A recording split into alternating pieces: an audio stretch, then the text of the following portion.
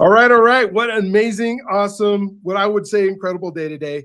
I get to have Mr. Adam Torres himself on my podcast today.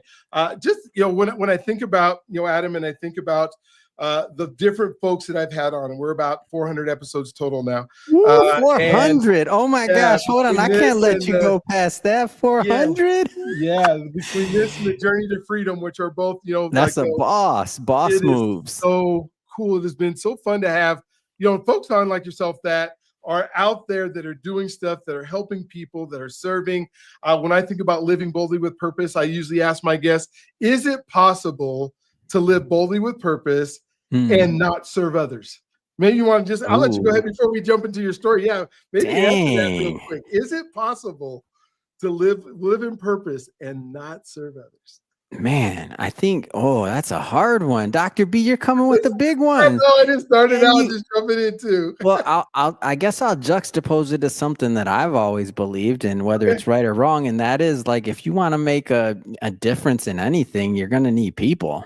Like, there's got to be at least one other person there. Like, I don't care. And if you say there's not another person there, well, are you people?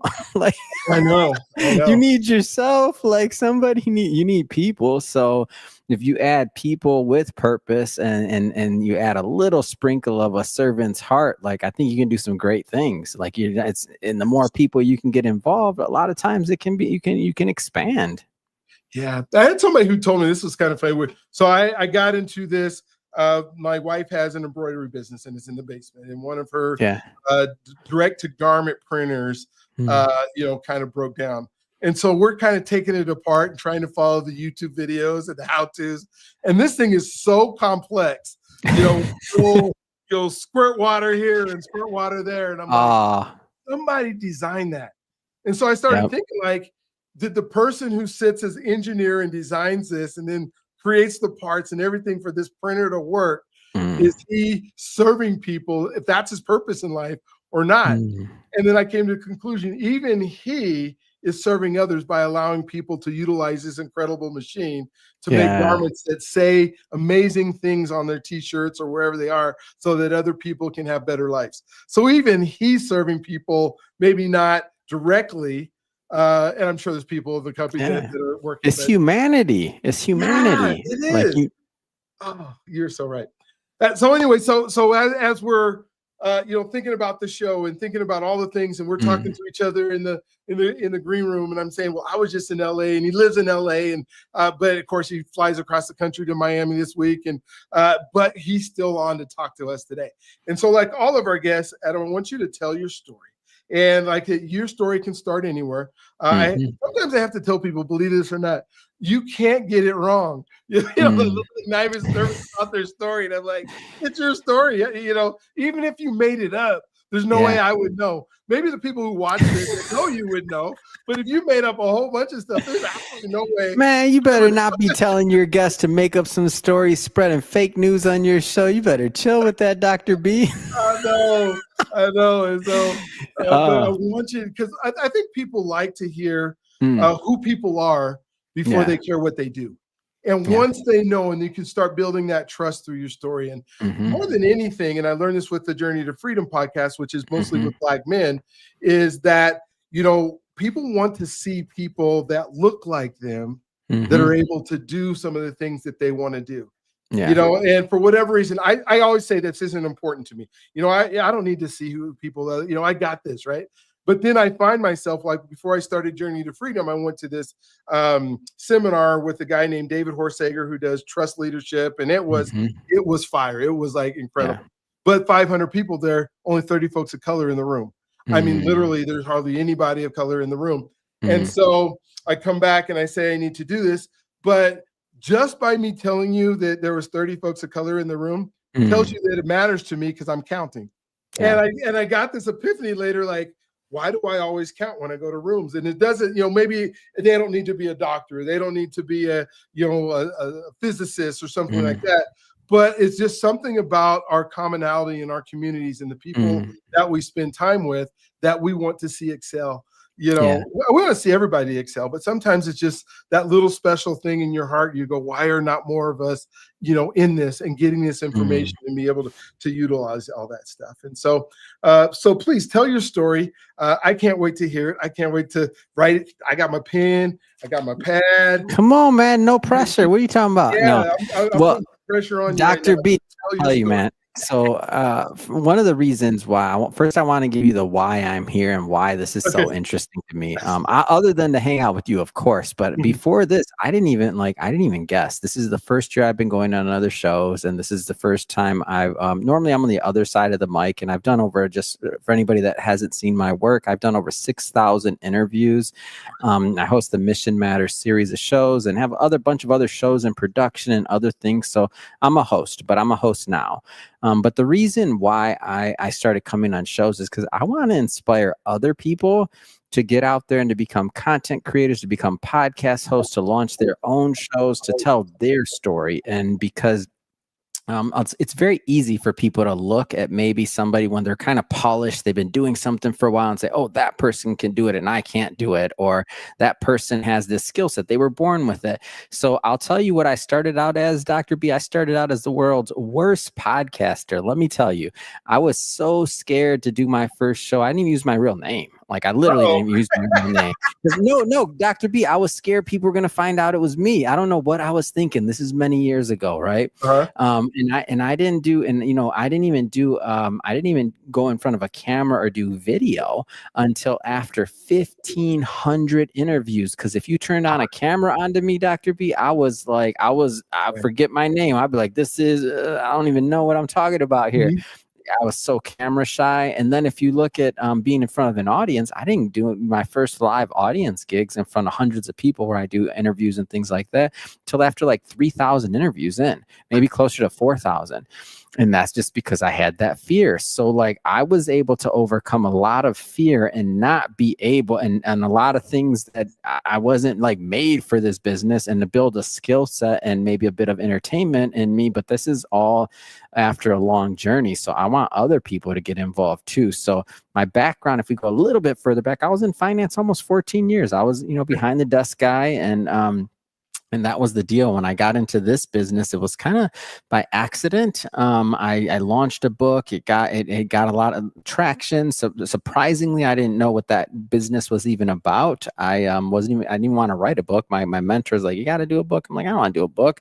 At this time, I didn't know the power of story. Like Dr. B, I was I was in finance. I was in finance since I was 16 when I worked at my first firm, Raymond James and Associates. And I was like, again, for anybody that's an author out there, I'm an author too now, so don't worry. And actually, we have a book publishing company. We published over 400 authors, so I'm definitely about authors now, not just because they pay me, but because I understand what story is now. But in the beginning, my attitude was like, why do I want to do a book, man? Broke people do books. I don't care about a $5 product. Like, well, you know how many $5 products you have to sell? Like, why not invest millions of dollars? Like, I was just in a whole different mindset. But what I didn't realize was that story had the ability to really change the world and to move people and to create movements and to create true impact. So once I started learning that, and God worked on me big time on that, and he gave me a lot of amazing experiences that opened my eyes to the power of what I was doing. And I'm still learning. Of course, I'm still learning. I'm still a baby in this industry. I've only been doing this 9 years. I'm an infant as far as I'm concerned. So, that's when I fell in love with the concept of story, content creation, all these things. And this year, Dr. B, man, I'm busy. I'm tired. I'll do over 1,500 interviews this year. So I do 40 years of content every year. Wow. Oh my gosh. So I just want to jump back a little bit because I got so many questions on just what you just talked about. Man, you weren't taking notes. I was watching. You were falling asleep. Don't even try it. Check this out, dude. Called me out. Okay, never mind. Go ahead. Okay. Yeah, no, I got. Okay. Well, one of the things that you talked about is overcoming, right? Yeah. And so my first book was There Is No Tiger: How to Overcome Anxiety and Overthinking. So I can't wait, Torres, to talk a little bit about that. But maybe talk about how your childhood, because I want to get into your identity a little bit, because you really talked about being scared. and you talked about having these fears that you had to overcome, and it took 3,000 interviews before you felt comfortable. So I kind of want to jump into the identity, maybe what your childhood was like, and what are some of the things that you even had to overcome as a child. Like I was a special ed kid, and everybody told me I wasn't capable and I wouldn't be able to do it, and I had to overcome that stuff, and still some of that reaches back to me. So maybe just to talk a little bit about where you grew up and what that was like being Adam Torres Jr.'s little one. Yeah. So for me, I guess you don't know what you don't know. So when I was young, I thought I had a normal childhood, but apparently I didn't. So I grew up on the southwest side of Detroit, and you think about this, like what was taking place in those inner cities back then. So we're talking, for me, my recollection is as a kid was Little Caesars Pizza, Detroit basketball, Detroit Pistons, the Bad Boys beating up on Michael Jordan, getting them in shape, making him go to the weight room so he could start so he could become the greatest player ever. Like that was my childhood. As I got older, and you could read the news and you have some context, you understand that the city, just like Chicago and some of the other major cities, were under siege in the late 80s, early 90s. And there was an epidemic going on, and it was not a nice place. I didn't know. So the luxury of having my parents there for me and supportive, and I didn't really know what was going on outside. I thought that was just normal until I was older and I was traveling and other things. And then you see the actual branding of Detroit at that time. Now, a lot's changed. Obviously, the cities in many inner cities are different. It's just a different place. We've progressed, thankfully, as a society. But that was those were tricky times, which I didn't know. I was sheltered in that sense. Like I didn't really know what was going on. So I thank my parents for that, of course. And then I was always in finance. So I started my first career when I was 16 working at Raymond James and Associates, as I mentioned. So I was in an office really early. I went to high school maybe like 2 hours a day, and then I went to the office and worked. And so that was before. And so I had my identity was wrapped into being in finance and investing, like just period. That was what my whole identity was wrapped into. I would say the biggest transition that I had, and I was successful. So, I mean, I'm not one of those people that didn't like corporate America, that didn't do well or couldn't take orders or direction. I was made for corporate America. I did really well. Every 2 years I got a promotion. I did well. I like systems. I was fine. If anything, I always say that I was an accidental entrepreneur. In the last book that I wrote, Driven, with my co-author Elliot Callan, it's like a tale of two cities. He's a serial entrepreneur, and I'm an accidental entrepreneur, as labeled in the book, and that's what I call myself. So I don't claim I have all the answers when it comes to entrepreneurship at all. But we're hilarious when we both do interviews together because we don't agree with each other. I'm like, nah, I don't agree. Like, he was unemployable for working for corporate America. Me, I did well with corporate America, and I loved it. I love it. So you're there at 16. Yeah. And you have to look young at 16. I can't imagine. Yeah. I wasn't licensed, by the way, so I wasn't investing capital for people. I was working at the brokerage firm, just to be clear. So I don't know if I clarified that because I wasn't licensed then. I wasn't licensed until after college. Mm-hmm. Oh, gotcha. So you're in the firm. So I'm assuming that you're doing a lot of not face whatever they ask, whatever they asked me to do. Yep. And it was fun because if we think about that time period, 98 to 2000, that's before the tech bubble hit. And so like burst. So at this time, anything with a .com after it, made money for the most part. And so I thought, oh, this investing in the stock market's easy, Dr. B. I know what I'm doing when I'm out. And then that big old 2002 hits, and I'm like, oh man, he ain't free. Yes, no, I hear you. As I think, and so I was in so I went into financial services in the 2000, right at 2000. So that same year where it was bubbling. But I was in an office with Ed Milet. So Ed Milet had recruited. Oh, that's great. Him, and so I spent 7 years listening to him say "success leaves clues," Wow. and all the stuff that he says. I ruptured my Achilles tendon at his house, and all these things that he wasn't the Ed Milet that everybody sees now, but he was still I like Ed. I only hear good things about him, and it's hard to, when people are in media or big brands like him, and I've heard a lot of stories from individuals like such as yourself who've known him for many years, and he just seems to be a very solid individual. Like he's who he is. He didn't invent Ed Milet for his show and to make money. He was Ed Milet for a long time. Since he was a kid. Absolutely. Yeah, I believe that. And so when he went to be at our corporate office at that point to do a lot of the stuff he's doing now, then they transferred me over to Patrick Bet-David. So I spent another 3 years in Dang, man. Success leaves clues. No, Dr. B, they owe you a check, man. Success goes through your door. Hold on. Success goes through your doors. No, I'm just. Oh my gosh. So, are you good luck? Is it what's gonna happen for me next now that I've been living boldly with purpose? Come on. I know. You're gonna be like, it all changed for Adam once he came on my show. That's right. That's what happens around here. Now I get to be with Adam because I never even talk about this on my show, like who I hung out with, but just because of your history and the things that you've done, I was just thinking like you were able to figure this thing out. So you went to college. Yep. What was that like? I mean, for you going to college and learning, you're already in the financial services world and you're already decided that you're being successful at it. So you're finding the right pathway to be able to do it, not despite whatever your circumstances are. You're just making it happen. Yeah. And so maybe kind of talk about, even your thought process in college.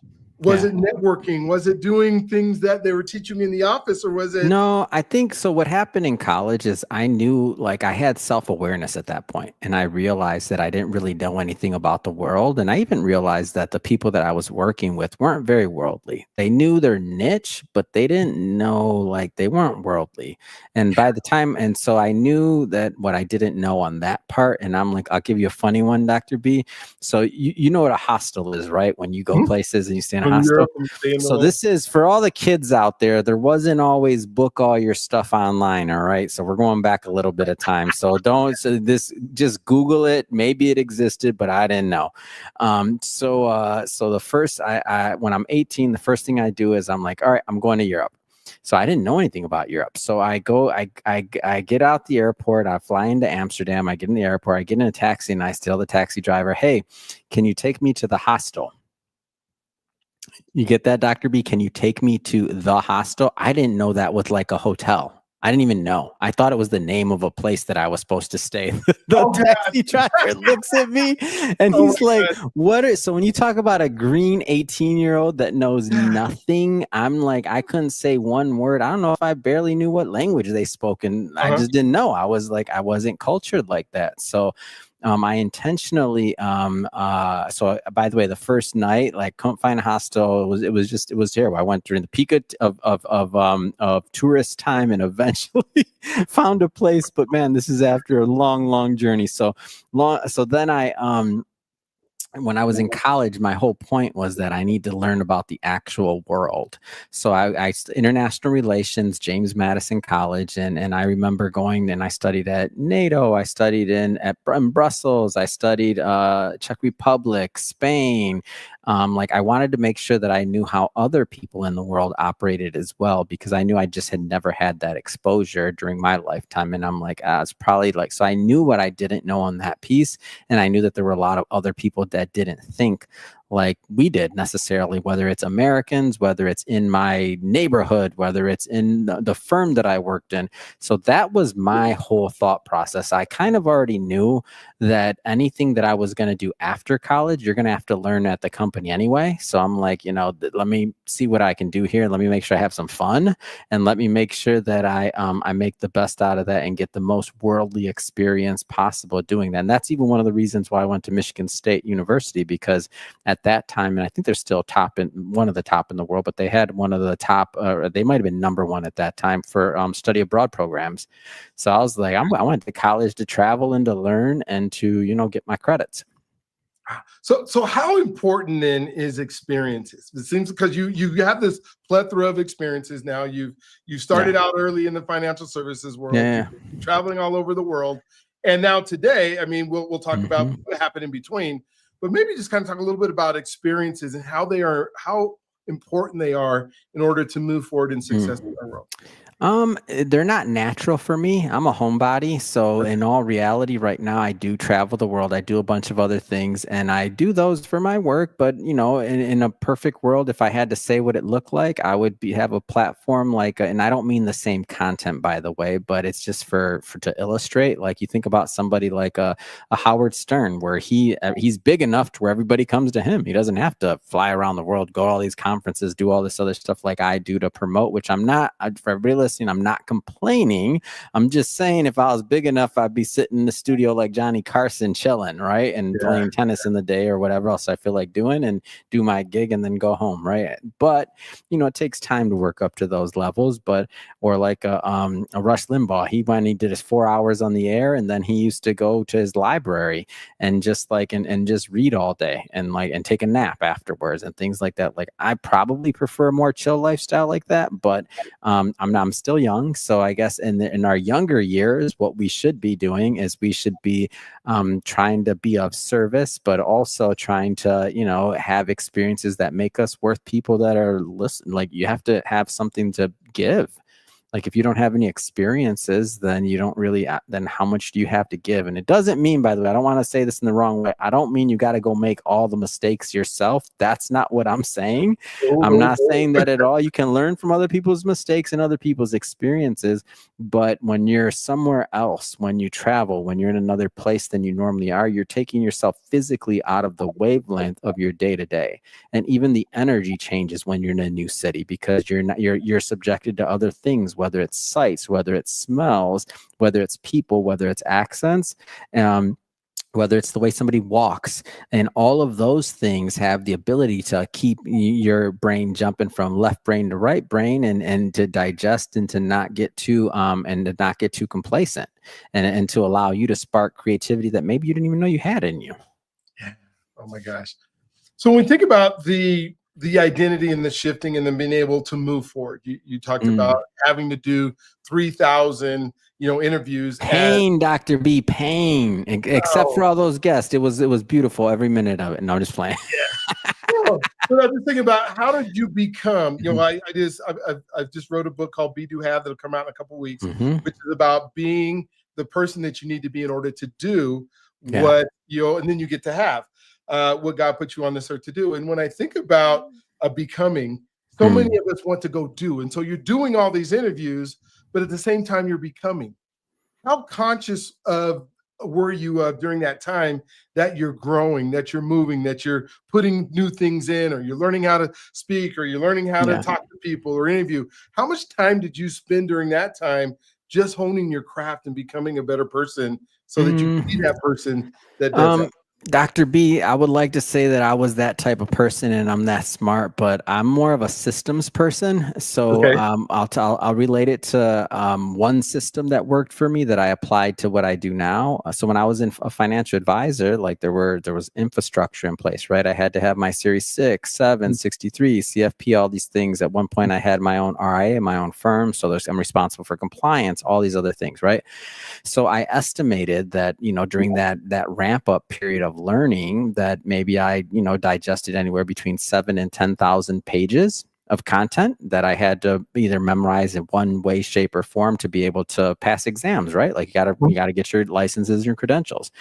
So when I went into this business, I knew that I could at least have a conversation with somebody because I did it when I was investing for them, right? Like you gotta be somewhat personable. Like nobody wants to be with somebody like that's a complete drip, right? So I know I could at least hold a conversation, but I also knew that I needed information I need to study. And if I took this as serious and I could figure out where my niche was in the market, but if I took it as serious as I took my financial advisory career, that's what it would take. So what I did was I went back and I started studying the entire history of entertainment. So all the way back to vaudeville, think about your Bob Hope, your Johnny Carsons, so I digested, 6,000, 7,000 pages of content of biographies of the business, of the development of radio, of TV, of everything. And I took it as seriously as I took my financial advisory career.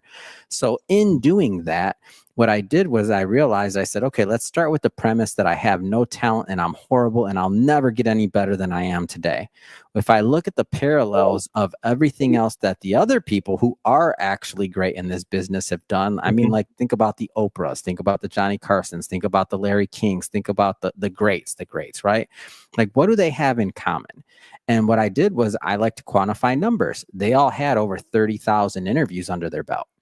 So when I thought about that, I'm like, okay, so what I can do is I can be responsible for my actions and I can map out a career of what it would look like for me to get to 30,000 interviews.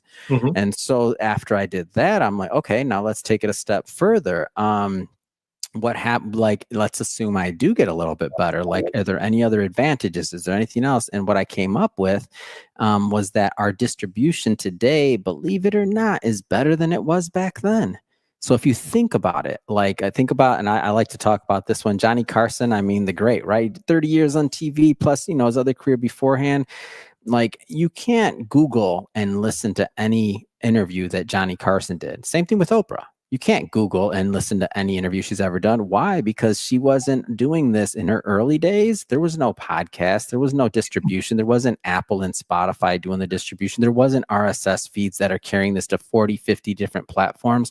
So if you think about it, for somebody that has the right mindset, and if they're looking at this in the term of 30, 40, 50, 60 years of doing this business, somebody that's looking like that, they actually have an advantage on somebody like a Johnny Carson, who is the greatest, because he didn't have the distribution. So now I'm like, okay, so I have an advantage in distribution. I understand that if my actions, if I develop a company and a model and the systems in place that make it to where I can't fail in hitting my 30,000, 40, 50,000 interviews in my lifetime, then at the end of all this, I'll probably have more than I ever imagined. Yeah, I mean, you start thinking of those numbers, and when I just reach back in my mind to think, yeah, they probably did so many radio interviews or just so many interviews that never recorded. Yeah, it wasn't recorded. And if it was recorded, they're in vaults and they'll never be released. They don't know. The people that are in charge of that content don't know what to do with it. They still don't know what a reel is. I know, that is so crazy. So. And by the time they do figure it out, another generation passed and too late. So as you've been doing this and you're spending the time and you're all over the place, do you believe that you've sacrificed anything in relationships or sacrificed some of the time at home or anything like that? Maybe kind of talk about how you've, and this word called balance, I want you to know before I even say that isn't something that I think everybody should strive for every day, because I don't think there's any such thing. I think there's seasons, but to have true balance, what the heck is that? I don't know. I don't know. I'll tell you, at this point in my journey in life, I look at myself more like a conduit. Like, I'm a conduit of energy, and I'm more so thinking of, like, when I think about the blessings that, God's given me, when I think about all the things and I think about the work and I think about the differences I'm making, I don't really, I'm not really thinking about myself too much day to day, to be honest. So I don't have kids. I'm not married. I don't have any of that stuff going on. I'd like to be one day. I'd like to have kids, like to be married, that kind of stuff. But realistically, I just feel like there's different ways that people get value out of life. And I think my work's important. Like, I see day to day how I'm helping people. I see what's happening. I see, like, I'll give you an example. Right now, I'm doing this series. It's called Africa Forward. And it's talking about, and I'm delving into the lives of entrepreneurs and people in Africa and some of the things that they're doing. And I think about it. On this one particular gentleman I had on, he has a solar company and he's working with the World Bank on the World Bank, like, I think it's called 300 million initiative. And they're looking at how they build and how they're bringing electricity to, I think it was 300 million people or something like that in Africa. And right now, the price point is down to $1 per month to get this solar energy. So it's finally, for the first time ever in history, price is not the issue. So when you think about this, Think about the United States during this time when we finally had electricity. What does that mean? That meant that we could do that education, our entire education changed. That means that we didn't have to go home early from the farms to make sure we had food cooked and to be sleeping by the time it got, dark or with a little candle. That meant that we were able to have more hours of productivity earlier in the day. That completely changed with the same amount of people, our output, our productivity, our ability to be creative, our ability to create, for distribution, for everything. So now when you think about something like that and hundreds of millions of people that are going to have electricity now and after, and me bringing that story to my audience, like, I'm a conduit, man. Like when I think about that, like that's an entire country, entire generation. Like I'm just a little, a little microcosm of this. So if I can do my part to help in these huge initiatives based off of doing, and acting in the role that God's given me, then man, that's huge. So I don't balance and things like that. I don't recommend my lifestyle or what I do for anyone else, by the way. Like I'm trying to be the best in the world at something. That's like Olympian level. That's not for everybody. What do Olympians have to give up? They give up everything. It's just different. So my goals, I don't judge anybody by like what I'm doing. Like when you said you had 400, dude, I almost fell out of, or was it 500? I almost fell out of my chair. That's a lot, Dr. B.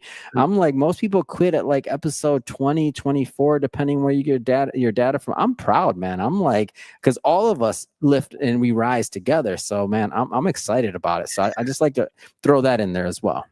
Man, that's so good. And I absolutely understand when you're saying, trying to be the best in the world. I've had the privilege of coaching 7 different Olympians, a gold medalist, that kind of stuff. And I know what it takes to be able to do that. I wish I could have been one, but the gifting that God gives us, right? And you know what's funny about that is that I was obsessive in sports when I was younger, but I stopped growing. And when I did that, I already knew, like I was like, and whether that's right or wrong, I don't know, but I was just like, my logic and my psychology, I looked at my dad and I'm like, oh, I'm not going to get any bigger than that. Probably. I already stopped growing. I'm like, yeah, I probably need to start using my head and start thinking about finance or business or something else, because I could tell when I started working at the firm, I'm like, how much bigger can I get than my dad? Like, and how many other people are, everybody's vying for 300 jobs in the NBA. I'm like, yeah, that's probably not a smart way to waste my time. Like I probably should be thinking of other things because I don't want to be old and broke. Oh, I hear you. So then when I came upon this though, Dr. B, I was like, man, this is with this sport. And I say this for other people out there that maybe want to start podcasts or something else like this. The only limitation in this is what's between your ears.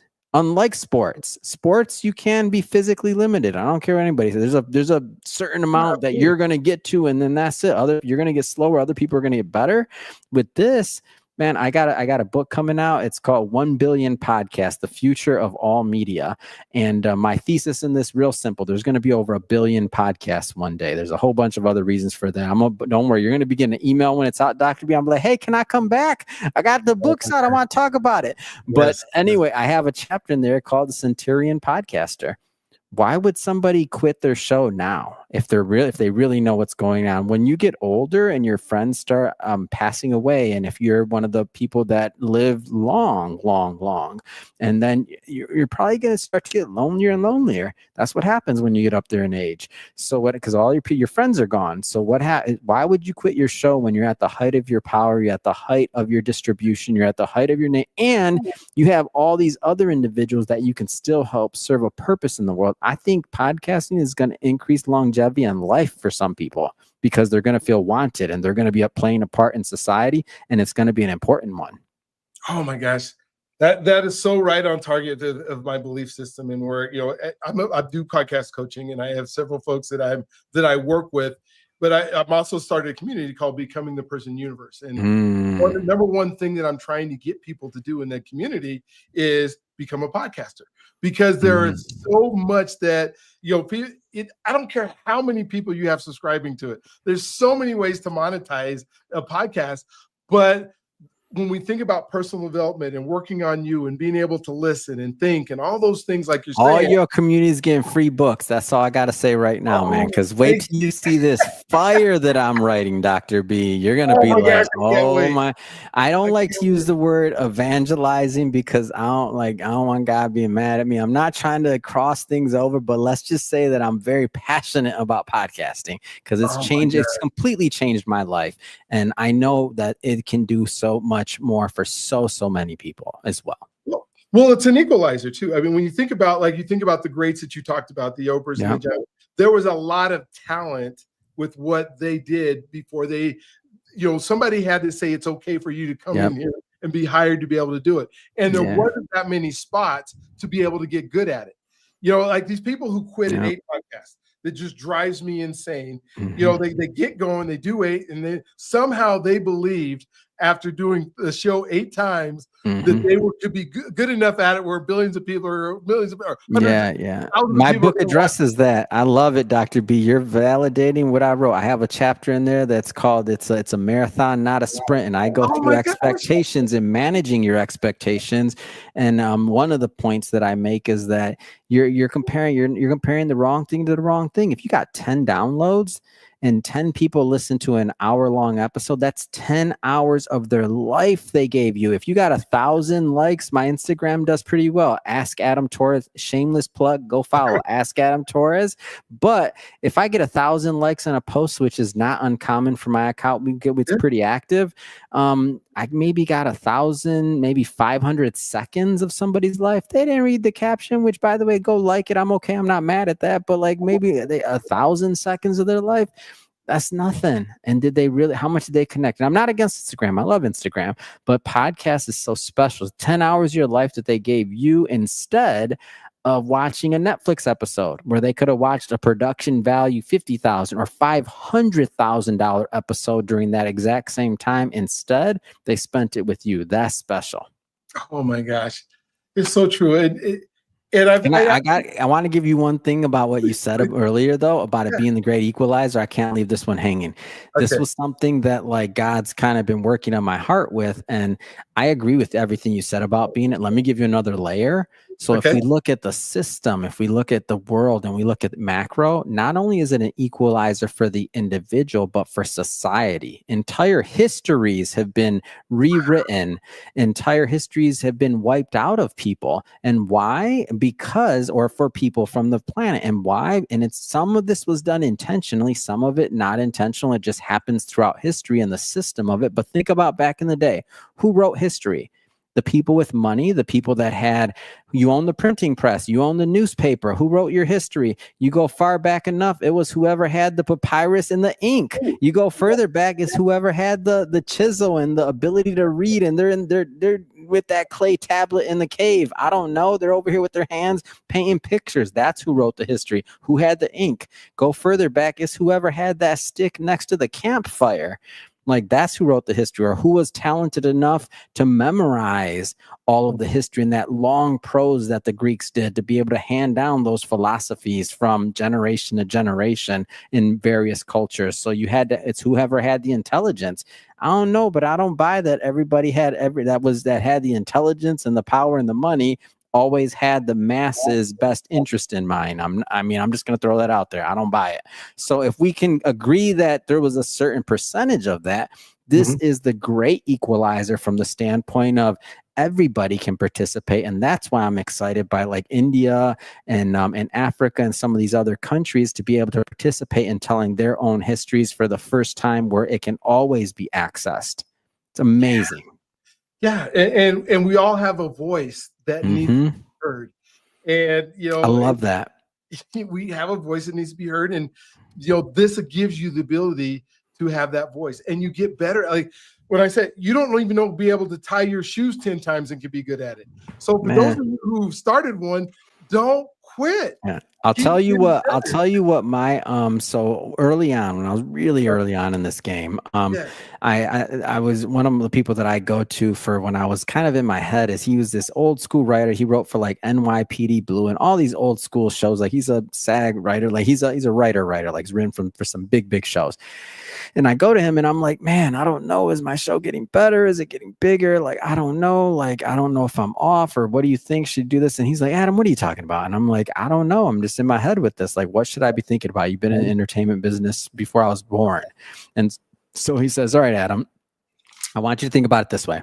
Are you better today than you were yesterday at your interviews? I'm like, I don't know, maybe a little bit. I don't know, whatever. He's like, what about how long you been doing this? I was probably like 6 months in. I was like, maybe like 6 months. He says, well, are you better than you were on the first day? And I'm like, yeah. He says, do you think you'll be better in next month? I'm like, yeah. He's like, what about in a year? I said, yeah. And he's like, what about in 5 years? I was like, yeah. He said, in 10 years, are you going to be better? He said, yeah. He says, okay, so then you already know that present day Adam doesn't have the right to judge or to comment on the success of future Adam because you don't know the bound of of how good you can get. So what's the point in even like bothering thinking about it? Like you just need to focus on every single interview and just try to get better every single day. And that's it. Wow. That is so huge. You have no right to comment on the future you, especially if you're continuing to grow. Yeah. And once I got that, it was hilarious, Doctor, because I'd have like some well-meaning critics and friends who would be like, Adam, you know, your audio's not edited right, or this, or maybe this, that. And I'd be like, oh, really? Okay. I'm like, oh, the audio was off. It wasn't edited right. They don't even know I wasn't even editing it in the early days. The first 300 episodes weren't even edited. I'm like, oh, really? I'm gonna tell my editor, I'm gonna try and figure that out. Do me a favor, listen to the next episode and let me know if it sounds better. And so then they'd be coming back like, no, Adam, it still sounds a little off. Like, I'm like, are you serious? Oh my gosh, we're going to work on that. Listen to the next, man, I wasn't doing anything. I just wanted more downloads. I was building an audience. They didn't even know. I'm like, does my post could have said, does my editing suck? Let me know. Listen to the next one. Shameless. I want some downloads. And for everybody listening to this, tell me how my editing is. Go to my Instagram, Mission Matters Business, and listen to some episodes and comment if the editing sucks. So when did it turn into Mission Matters? Did you start out there or no? That's all God. It was so I was doing an interview. Our original platform was Money Matters or Money Matters Top Tips. I had a book out. I'd done over 1,500 episodes. We had a whole platform built, website, you name it. I had multiple books actually out under Money Matters. And one day I'm doing an interview, and the guest just says out of nowhere, you know, Adam, money matters, but mission matters too. And man, I like somebody hit me in the stomach. God, the way God talks to me is he might like hit me in the stomach, give me a little noogie, put me in a headlock, but he gets my attention. So then I call the other co-founder after that interview, Chirag Cigar, and I'm like, Chirag, what do you think about the name Mission Matters? And he's like, oh yeah, we talk about it, whatever. We put it on the table. Maybe like 2-3 weeks later, he calls me back and he's like, hey Adam, what do you think about the name Mission Matters? And I'm like, that's a great idea, Chirag. He forgot the original conversation. And I'm telling you, this is God. Like, it's just all these things put together. And I'm like, he put that in his head. It was in his subconscious. So then I tell him, if we have enough money in the bank to get this domain, because we can't do it if we don't get the domain, period. Like, you can't add something to it. It has to be missionmatters.com. And to me, that name is bigger than Forbes. Like, that's a brand. That's huge. So missionmatters.com. So we look it up. Of course, it was already purchased. We know that. We had enough money in the bank, and I spent more money in a domain I'd ever thought I'd spend in my entire life. And then within, it was 7 to 9 days, we relaunched the entire brand. We lost all of our subscribers and started from scratch again. And that was a leap of faith. And what we also did was we segmented the show so that Now that we put it into 8 different shows because I had so much content anyway, and we started over. So now I host for that particular brand. So our brand there, I host 8 different shows. We have a startup show, we have a innovation show, which is more tech. We have a startup garage show, a business show, a money show, a lifestyle and luxury show, an entertainment show, and a fitness show.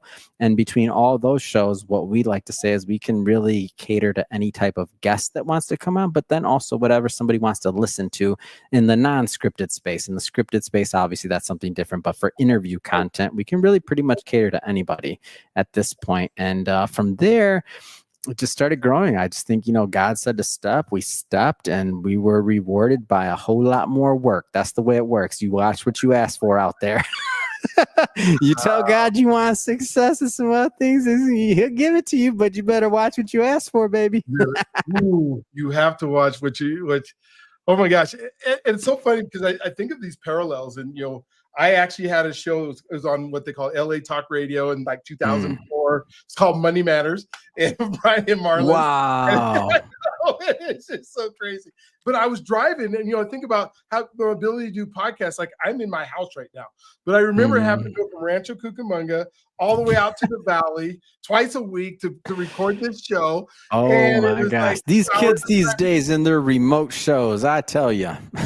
My God, I know, what is up with us? I mean, it's just they're spoiled nowadays, Dr. B. Crazy. Maybe you've mentioned this a few times, and I'd love for you to kind of talk about your faith a little bit and how God has played a part in your success and the things that you do and how you lean on. So please share that with us. I'd love that. I mean, it's just so silly. I don't know how, I don't know about it. I'm just highly in tune to the blessings that are around me every day. I mean, to me, it's silly not to recognize it. Think about it. I go from starting a podcast and doing some of the other things, or even going to coming from the Southwest side of Detroit and to have all those experiences, even before all of this, to be in finance, to be able to manage hundreds of millions of dollars. I mean, I don't come from money or that background or that pedigree. And then you look at some of these other things and come on, you start a podcast and people actually care and they listen. And then you get to publish books and have all these experiences and being in some of the top rooms literally in the world, and to be able to play your function in this, I just noticed that nothing else would make sense. To me, it just psychologically doesn't even make sense that I could say that it was my talent that got me here, because that ain't happening, dude. You better listen more to the show, Dr. B. It's all good, but I'm not, it's not logical otherwise. So I just am very aware to, and I'll give you one quick one. Then this is, I want you to really understand how God talks to me, because it's insane the way he does it. So there was this moment in time when I was I had my financial advisory firm, and I also had this company, and they were both kind of growing at the same time, but I'm not I wasn't blessed like an Elon Musk to be able to have all these different things. I can do one thing good. That's it. I already know.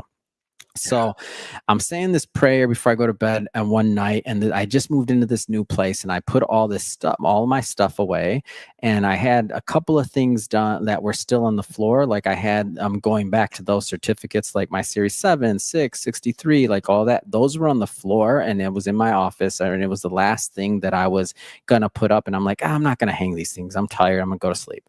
So before I go to bed, I'm just kind of having this feeling, and I pray, and I'm hey, God, I don't need you. I still remember it like it was yesterday. I don't need you to part the Red Sea or anything, but you got to tell me what to do. I can't do both of these. Just give me a sign. Should I stay in finance, quit this other media stuff, or should I stay in media and quit this finance stuff? I don't know.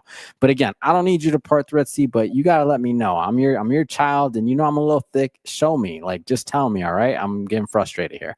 Go to sleep, whatever, go to sleep.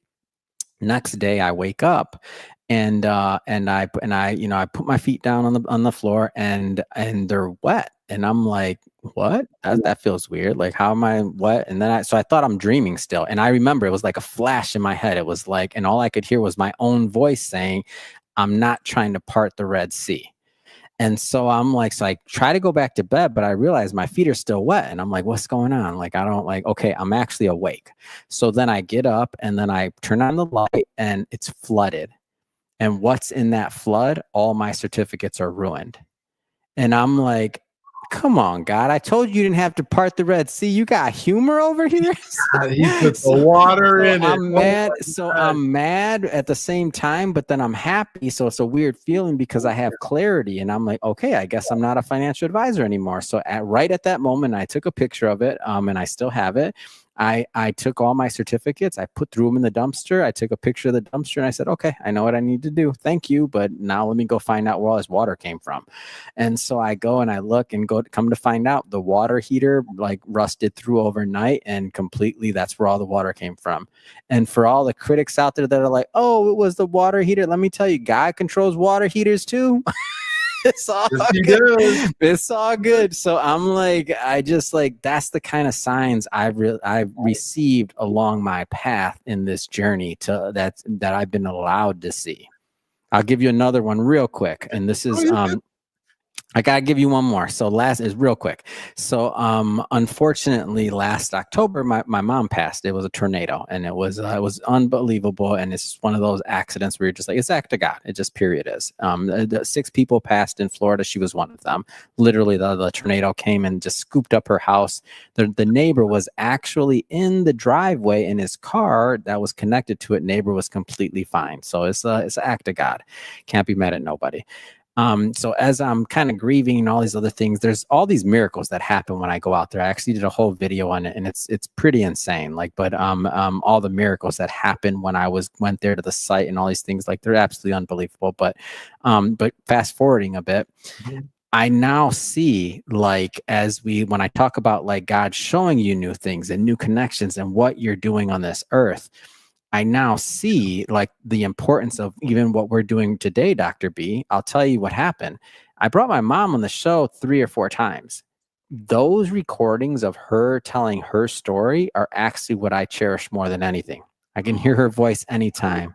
I get to now one day, if I'm blessed and I have kids and those who have been her grandkids, they're going to hear her voice tell her story. And so when I think about like, wow, how amazing is that? Like, I wish I could listen to my grandparents' voice again. They've been around with us for a long time. They're in their mid-90s.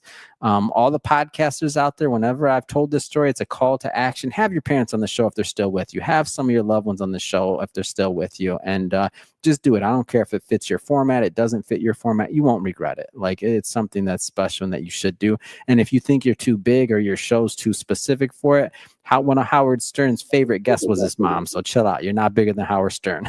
so go figure that.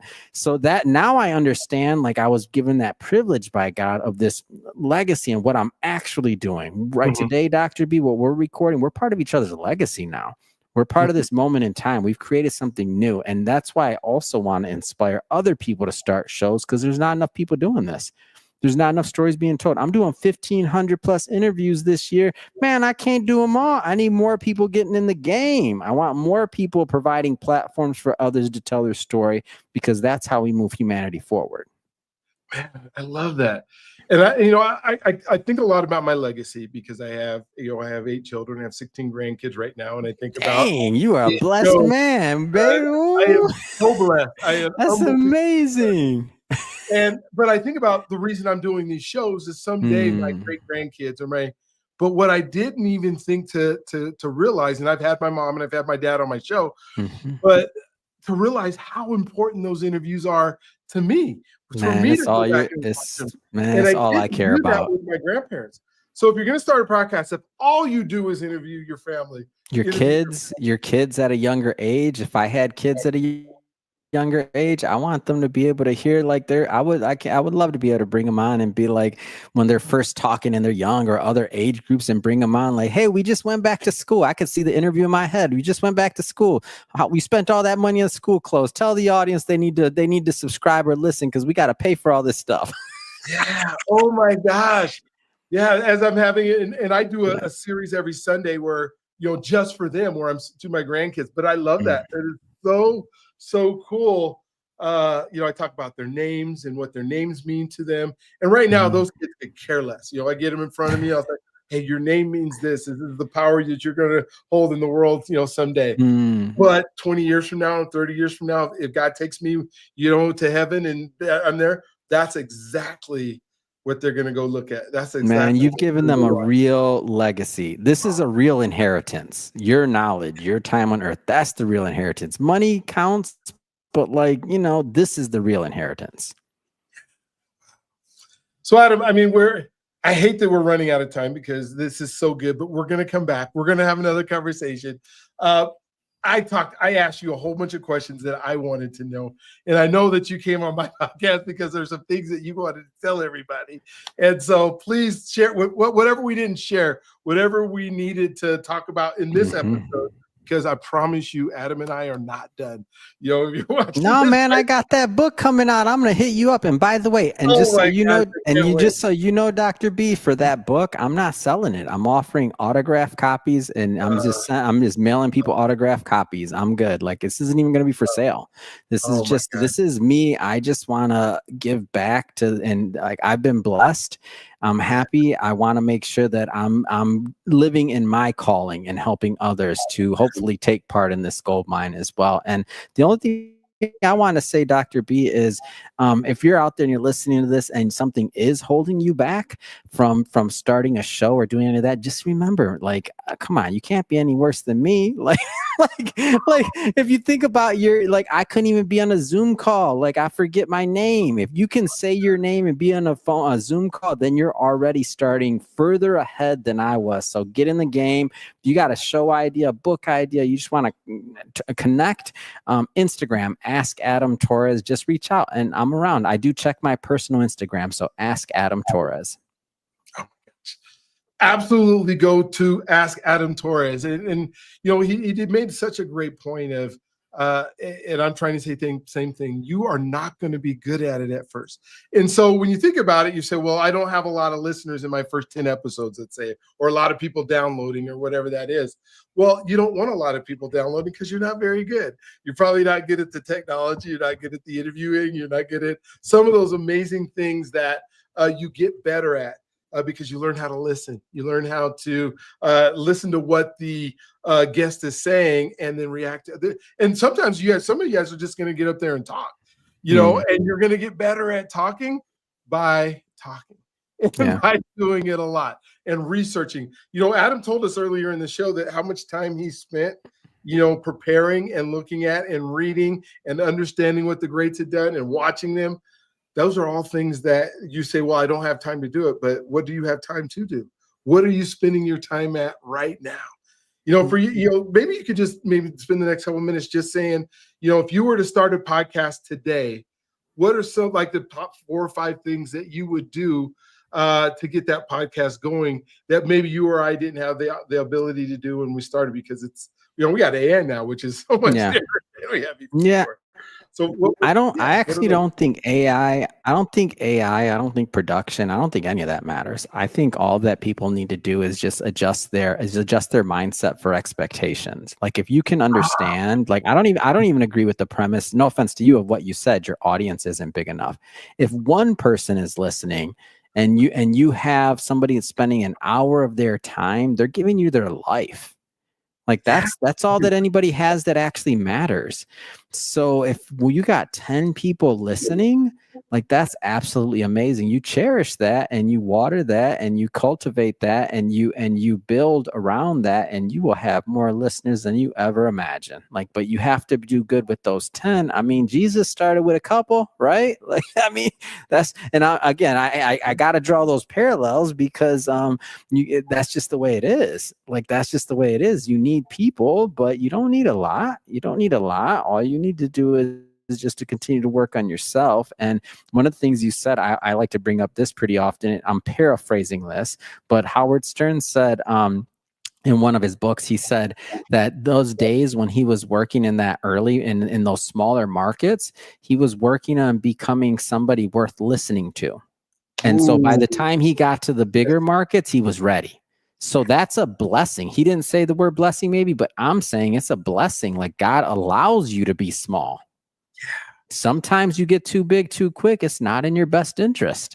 Yeah. Oh, absolutely. Yeah. And I'm 1,000% with you. And that's the belief that I get from some people sometimes that say, I have to have all these people listening to me or I'm not successful or my podcast isn't good. and it might not be good right away. But that's also just not understanding the medium. Like we're not talking about like a flash in the pan or something that's quick. Like if you think about it, like even radio or anything like that, this is audio. It takes time for somebody to get used to your voice as a host. They may have to listen to multiple episodes before they even hit the subscribe button. So it's a relationship with the podcast. This isn't like a dopamine hit on Instagram where you see a picture, you get a quick dopamine hit and you're like, oh, I like this person's content. This is longer form content. This is somebody inviting you in their most personal times of the day when they're at the gym. Maybe that's the only time they get to themselves. Maybe before they wind down for bed, they want to put on a podcast. And guess what? They listen to yours. They literally invite you in their bedroom into their private time. Like it's a very intimate experience. So if you manage your expectations and mindset, and if you actually understand what you're doing, then at that point you're good. You just have to educate yourself so you actually understand the medium and what you're doing. And because if you compare it to something else, then it's probably not going to work for you because your expectations are going to ruin it. Like just period. Yeah. Wow. Thank you so much. Make sure you go to askadamtorres.com. Make sure that you spend some time watching his content and learning what you've learned. Even if you're just contemplating this becoming something you're going to do. He's already told you there's going to be 1 billion of these. This is the time to get started. Wait till the book comes out, man. It's insane. Oh, I can't wait to have you back and beyond. For me, if this is your first podcast that you've watched with us, go ahead and hit the subscribe if you think, hey, this might be good. Because here's what I'm telling you, we have so many great episodes. Nah, forget that. Hit subscribe anyway. Just hit it. It's gonna get better. If you think it's bad, hit it. If you think it's good, hit it. If you don't think, hit that subscribe. No, I'm giving that one, Dr. B. Just hit the subscribe button. Don't be messing around here. Yes, absolutely. Thank you very much. Adam, just give us one last closing thought. This has been so amazing. This is Adam Torres. We just got to talk to somebody who is making an impact and a difference in lives, not just every day. I would say every minute of every day. And I thank you for doing it and willingness to come out there and put yourself out there and go through those hard times where you didn't even believe you should be on screen, because we would not have you had you not pushed forward with it. So give us any last closing thoughts. I would love to hear them. Get in the game. Get in the game. Like there's no reason. First time in history. If you're not in the game, that's you want to be in the game. There's so much. When the book comes out, Dr. B, I make the argument, especially financially, and I'm gonna leave them with a cliffhanger. People are going to create generational wealth from shows just based off of consistency over time. They're going to make more money without putting in less effort. That may sound crazy. You might be like, oh, what's that? I'm talking about this, that. I'm giving these books away, Dr. B. I'm going to come back when the book's ready. Thank you so much. Hey, folks, don't forget that you are God's greatest gift. He loves you if you allow him to. Don't forget to go to Adam's website. We'll look forward to seeing you on the next one. Thank you again. What an amazing time we had together. You guys have an amazing, awesome, just incredible day. We'll see you then.